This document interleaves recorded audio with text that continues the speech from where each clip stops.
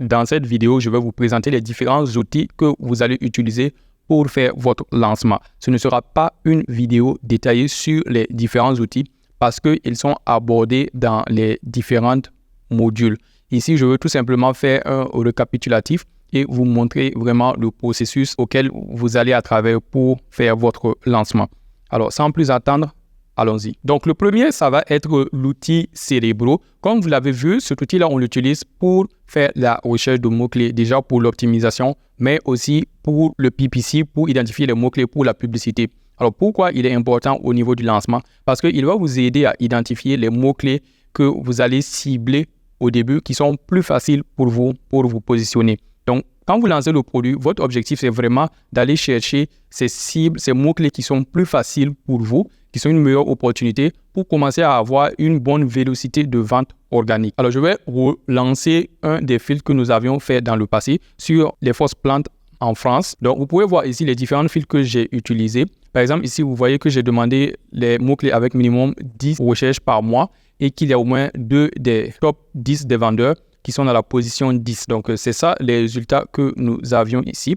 Maintenant, ce que nous pouvons faire, c'est d'aller, par exemple, filtrer pour le title density. Donc, le title density, encore une fois, c'est le nombre de compétiteurs qui ont cette phrase-là, ce mot-clé-là, dans leur titre. Alors, vous pouvez le retrouver ici, title density. Donc, par exemple, vous pouvez demander à voir les mots-clés pour lesquels il n'y a pas beaucoup de listings sur la première page qui ont ce mot-clé, en fait. Donc, à ce moment, par exemple, vous venez, vous dites, par exemple, le title density, vous voulez un maximum de 5 listings, par exemple.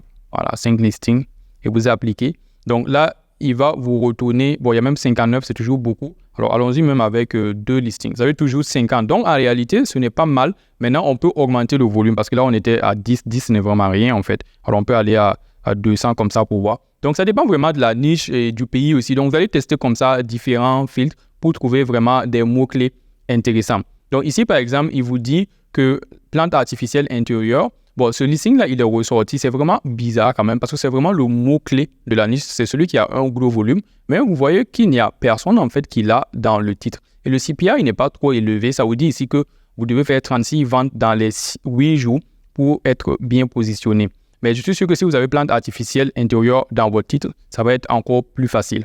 Voilà. Donc, ça, c'est un filtre que vous pouvez utiliser. Vous pouvez aussi venir ici et puis demander à voir, par exemple, les mots-clés qui ont un bon volume, mais qu'il n'y a pas beaucoup de compétiteurs. Par exemple, avec le ESIN Max. Donc, vous pouvez mettre une valeur ici pour dire que vous voulez les mots-clés pour lesquels il y a un maximum de 3 compétiteurs qui rankent dans le top 10, par exemple. Et là, vous allez voir que, OK, ça peut être des opportunités. Bon, on ne va pas rentrer encore dans une vidéo de l'outil Cerebro. Il y a une autre vidéo pour ça. Mais c'est tout simplement pour vous expliquer comment il peut vous aider à identifier, en fait, les mots-clés que vous allez utiliser au moment de votre lancement pour vous concentrer là-dessus et commencer à faire des ventes rapidement parce que vous allez obtenir un positionnement organique plus facilement.